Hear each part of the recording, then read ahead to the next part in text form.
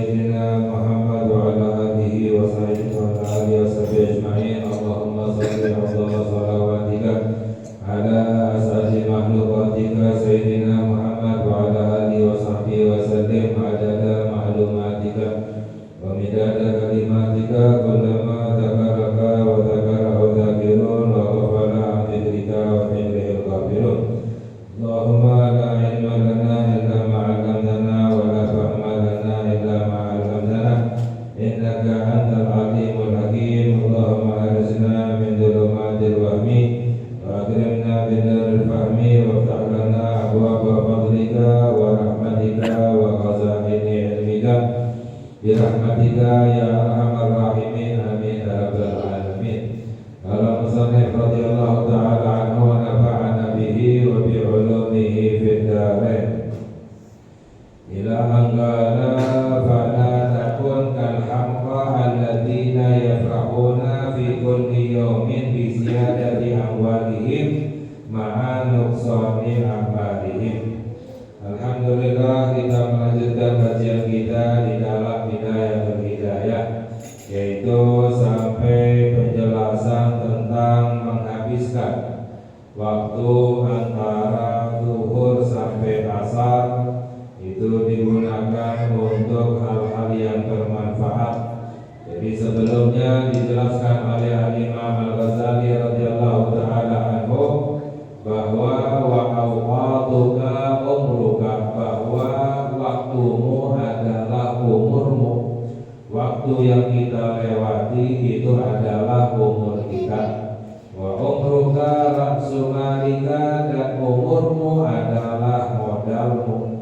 Wa alaihi tijaratuka, dan dengan modalmu itu kamu bisa untuk berdagang dengan Allah Subhanahu wa ta'ala, sebagaimana Allah berfirman di dalam Al-Qur'an bahwa innallaha ashtara minal mu'minina anfusahum wa amwalahum bi anna lahumul jannah.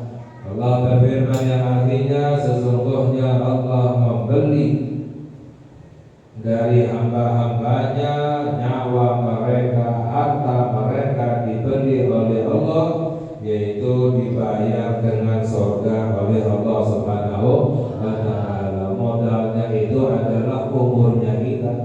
Wa bihi wusuluka ila na'imin abadi fi jiwarillahi ta'ala. Dengan umurmu, modalmu itu bisa menyampaikan kamu ke dalam kenikmatan yang abadi, yaitu di dalam surga di sisi Allah Subhanahu wa ta'ala. Fa kullu nafasin min anfasika jauharun la qimata lahu. Setiap nafasmu itu adalah permata yang tidak ternilai, maknanya tidak bisa digantikan dengan apapun. Yang paling bernilai itu adalah setiap nafas yang kita keluarkan. Isla badala lahu, karena tidak ada gantinya. Fa idza fata fala audata lahu.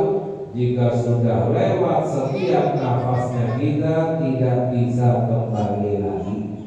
Maka yang paling bernilai itu adalah waktu yang kita lewati setiap saatnya. Lalu dijelaskan oleh Al-Imam Al-Ghazali radhiyallahu ta'ala anhu, fala takun kal hamqa alladzina yafrahuna fi kulli yawmin bi ziyadati amwalihim ma'a nuqsani a'malihim. Jangan kamu menjadi orang bodoh, kata Al-Imam Al-Ghazali. Jangan kamu menjadi orang yang bodoh. Bagaimana yang gembira setiap harinya bertambah hartanya, tapi berkurang amalnya, berkurang umurnya. Orang yang bodoh itu adalah gembira hartanya bertambah, tapi umurnya berkurang. Ya, itu orang yang jahil, yang bodoh sebenarnya. Orang yang cerdas, orang yang berakal, gembiranya itu ketika bertambah ibadahnya kepada Allah Subhanahu wa ta'ala. Mau bertambah hartanya atau tidak, tapi kalau bertambah ibadahnya itu gembira, itu orang yang berakal. Mengapa? Karena Al-Imam Al-Ghazali radhiyallahu taala anhu beliau berkata, fa ayyu khairin fi malin yazidu wa umrin yanqusu. Ya, tidak ada baiknya ya hartanya bertambah tapi umurnya berkurang. Ya, untuk apa istilahnya hartanya itu? Banyak orang yang menumpuk hartanya, mengumpulkan hartanya seakan-akan akan hidup 1000 tahun. Padahal yang dipakai hanya seberapa, selainnya semuanya akan ditinggalkan. Ya.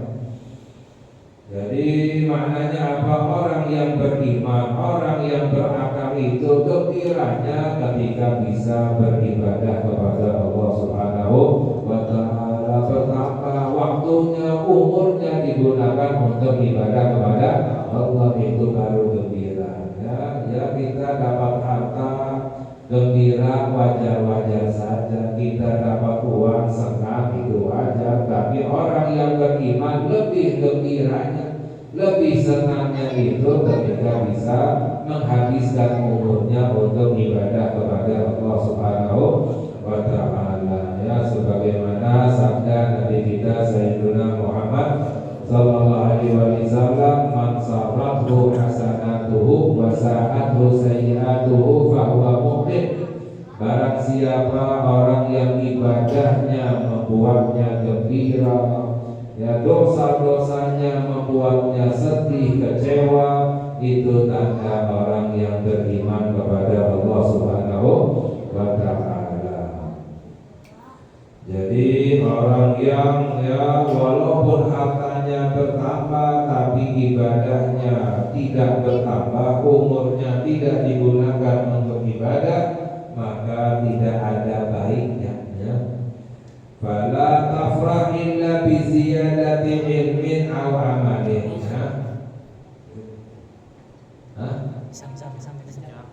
Pin. Kecoa apa cicak, Pin? Oh, bukan kecoa kan? Oh, takut kecoa.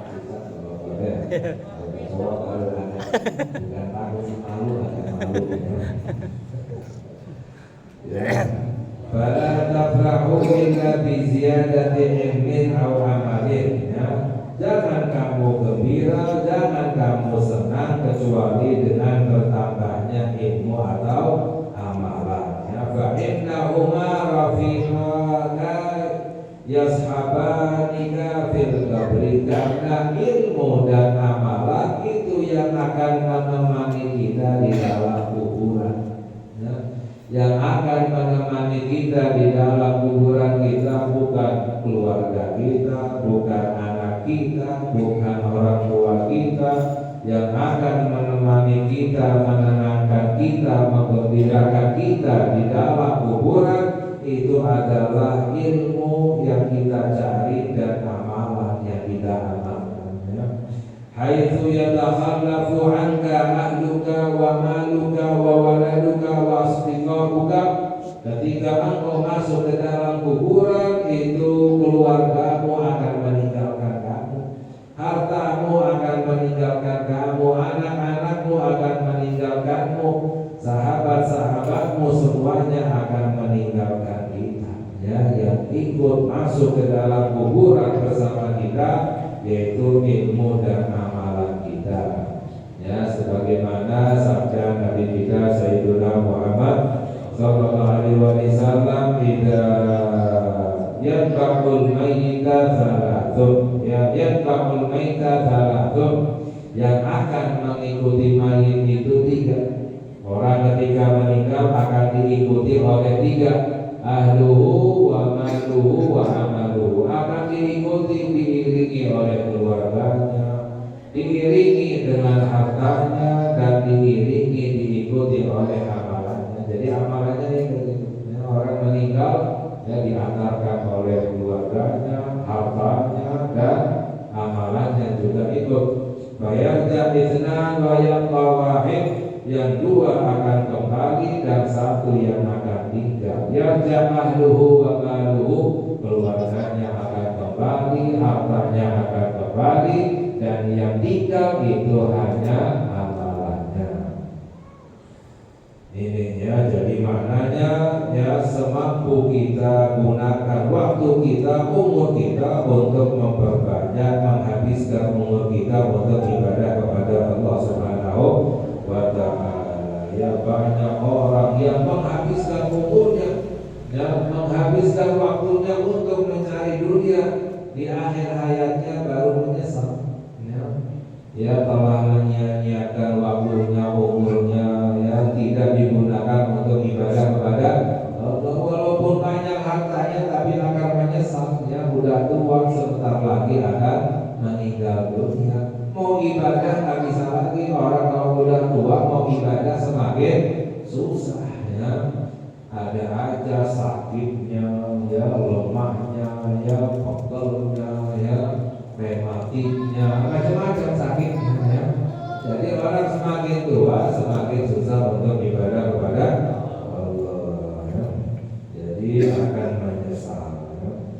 Tsumma idza sfarati syamsu fastahid an ta'uda ila masjidi qabla al-ghurub. Ya, lalu dijelaskan oleh Imam Al-Ghazali radhiyallahu taala anhu, jika matahari sudah menguning, maknanya hampir maghrib, maka berusahalah kembali ke masjid sebelum tenggelamnya matahari. Jadi awalnya pergi ke masjid itu sebelum masuknya waktu maghrib. Tasbihlah bin tasbih wal istighfar, kamu kerjakan ya tasbih istighfar sebelum tenggelamnya matahari, sebelum maghrib. Fa inna fadla hadzal waqti ka fadli ma qabla tulu'i syamsi, karena fadilahnya waktu ini seperti fadilahnya sebelum terbitnya matahari.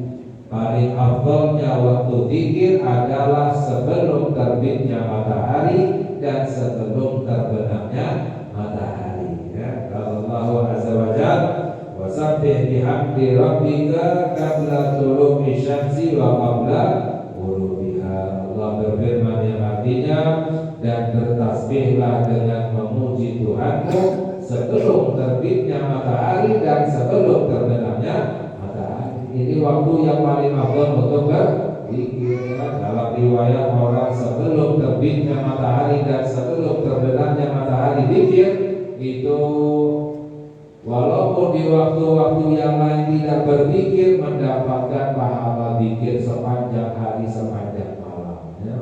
Dalam riwayat, Allah Subhanahu wa Ta'ala berfirman dalam hadis qudsi, ij'al li sa'ah min awwalil lail wa sa'ah min akhirih afika ma bainahuma. Allah berfirman, jadikan waktu untukku di awal hari dan di akhir hari. Maknanya sebelum terbitnya matahari dan sebelum terbenamnya matahari, maka aku akan cukupkan waktu yang ada di antara keduanya. Maknanya waktu-waktu yang lain, walaupun kamu tidak berzikir, aku akan berikan kepadamu pahala zikir. Ya, selalu dianggap orang yang berzikir kepada Allah Subhanahu wa Ta'ala.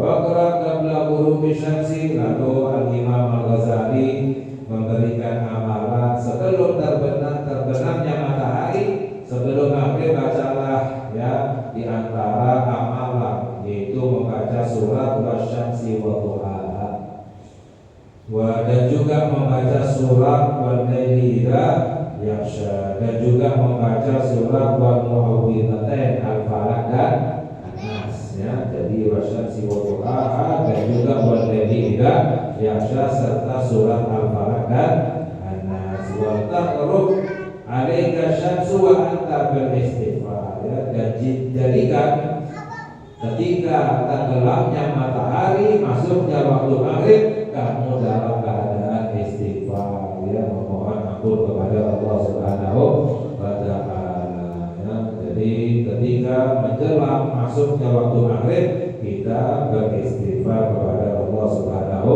wa Ta'ala.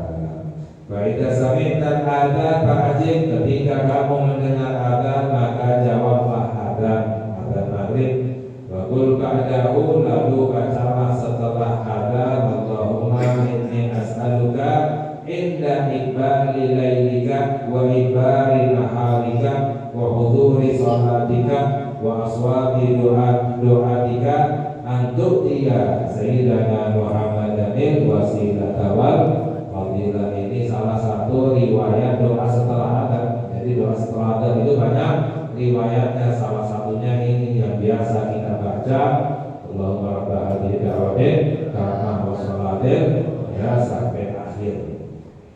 Tsumma shallil fardha ba'da jawabil iqamah, lalu sholatlah sholat fardu maghrib ya setelah iqamah ya. Wa shalli ba'da dzalika qabla an tatakallama rak'ataini fa innahuma ratibatul maghrib, lalu sholatlah setelah sholat maghrib 2 rakaat sebelum kamu berbicara ya. Setelah maghrib sebelum berbicara sholat ba'diyah maghrib termasuk daripada sholat rawatib maghrib.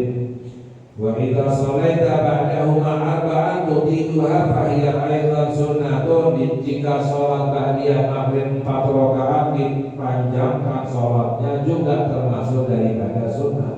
Sunnahnya Nabi kita Sayyidina Muhammad sallallahu alaihi wasallam. Dalam riwayat ba'diyah maghrib itu ada 3 ya, minimalnya 2 rakaat. Ini yang biasa kita kerjakan. Boleh dikerjakan 4 rakaat, boleh dikerjakan 6 rakaat. Dalam hadis barang siapa yang sholat setelah maghrib 6 rakaat ya, tidak berbicara yang buruk, maka diberi pahala ibadah 12 tahun. Ya, setelah maghrib sholat 6 rakaat ya, 2 rakaat, 2 rakaat, 2 rakaat, ini termasuk daripada ba'diyah maghrib ya, diberi pahala ibadah selama 12 tahun. Ya, banyak fadilah yang besar dari Allah ya. 10 hari aja sudah 120 tahun ya. Ini ya, mengapa fadilahnya sangat besar? Karena waktu yang paling mulia waktu antara maghrib dan isya. Waktu yang paling mulia adalah waktu antara maghrib dan isya, sehingga dianjurkan, dihabiskan untuk ibadah kepada Allah Subhanahu wa ta'ala. Sholatnya pahalanya sangat besar, zikirnya fadilahnya sangat besar ya. Adapun maksimalnya ba'diyah maghrib itu adalah 20 rakaat ya. Maksimalnya ba'diyah maghrib itu adalah 20 rakaat ya. Sekali-kali kita amalkan ya. Dalam hadis ya, kalau tak bisa setiap hari ya sekali lagi daripada tidak sama sekali ya. Nah, dalam hadis sabda Nabi Muhammad SAW, barang siapa yang sholat setelah maghrib 20 rakaat, Allah bangunkan rumah di dalam surga. Maknanya tinggalnya di surga ya. Wa in amkanaka an tanwiya i'tikafa bil isya wa tuhiyya ma baina isya'in bisalah ya. Jika kamu bisa, kamu niatkan i'tikaf di dalam masjid sampai masuknya waktu isya ya. Kamu hidupkan waktu antara maghrib dan isya dengan sholat ya, dengan ibadah. Maka warada fi fadli dzalika ma la yuhsa, karena diriwayatkan fadilahnya itu sangat banyak. Wa hiya nasyi'atul lail li annahu awwalu nasyihi, karena waktu antara maghrib dan isya adalah waktu awal malam. Wa hiya sholatul awwabin, dan itu adalah sholat awwabin ya. Sholat awwabin itu sholat antara maghrib dan isya. Awwabin adalah hamba-hamba yang kembali kepada Allah Subhanahu wa ta'ala ya. Karena biasanya waktu antara maghrib dan isya banyak orang yang lalai kepada Allah Subhanahu wa ta'ala, sehingga orang yang sholat ibadah di waktu antara maghrib dan isya i'tikaf itu dianggap sebagai hamba yang awwab ya, kembali kepada Allah. Wasu'ilan Nabi sallallahu alaihi wasallam an qaulillah ta'ala tatajafa junubuhum 'anil madaji'i. Dan pernah Nabi Muhammad sallallahu alaihi wasallam ditanya tentang makna Allah berfirman bahwa hamba-hamba Allah yang mulia mereka itu tatajafa junubuhum 'anil madaji'i, menjauhkan badannya dari tempat tidur ya, enggak tidur. Faqala, dijawab oleh Nabi Muhammad sallallahu alaihi wasallam, hiya as-salatu baina isya'in ya, salat antara maghrib dan isya. Itu orang yang tidak tidak tidur ya, karena salah satu waktu yang dilarang untuk tidur adalah sebelum isya. Jadi 3 waktu yang dilarang untuk tidur. Yang pertama setelah subuh dilarang untuk tidur, menjauhkan keberkahan, menjauhkan rezeki ya. Tidur setelah subuh. Yang kedua setelah asar ya, tidur setelah asar itu dilarang karena mengakibatkan hilang akal ya, bisa rusak akalnya ya. Orang tidur setelah asar itu bisa merusak akalnya ya. Dalam hadis sabda Nabi Muhammad sallallahu alaihi wasallam, barang siapa orang yang mana maka ada asri fahtala adluhu fala yalumanna illa nafsahu. Barang siapa yang tidur setelah asar lalu rusak akalnya, otaknya, maka jangan menyalahkan kecuali dirinya. Jadi dalam ilmuwan kedokteran juga telah ditemukan baru-baru ya, bahwa tidur setelah asar itu lebih banyak darah putihnya yang naik ke otaknya, dan itu bisa merusak otaknya, akalnya ya. Makanya orang biasanya tidur setelah asar namun seperti orang kebingungan ya, nggak bisa mikir. Kalau keseringan bisa gila, bisa rusak akalnya. Alhamdulillah ya. Dan yang ketiga adalah sebelum isya ya, karena maghrib isya pada Allahu ainaihi. Dalam hadis sabda Nabi Muhammad sallallahu alaihi wasallam, barang siapa orang yang tidur sebelum isya maka Allah tidak tidurkan matanya. Maknanya tak sehat untuk badannya. Tidur sebelum isya itu mengakibatkan penyakit ya, mendatangkan penyakitnya. Faqala ya salatu baina isya'i fa innaha tadhhabu bi malaqatin nahar wa tuhaddibu akhirahu. Salat antara maghrib dan isya itu menghilangkan kelalaian waktu siang dan membersihkan waktu malam ya. Menghilangkan kelalaian waktu siang dan membersihkan waktu malam ya. Insyaallah yang lain kita kaji lagi. Semoga Allah memberikan kita Allahumma ya ghafara hadal khair wa alih wa fitna khair wa alih rahmatika ya arhamar rahimin. Wa sallallahu ala sayyidina Muhammad wa ala alihi wa sahbihi wasallam. Alhamdulillahi rabbil alamin. Rabbana atarafna bi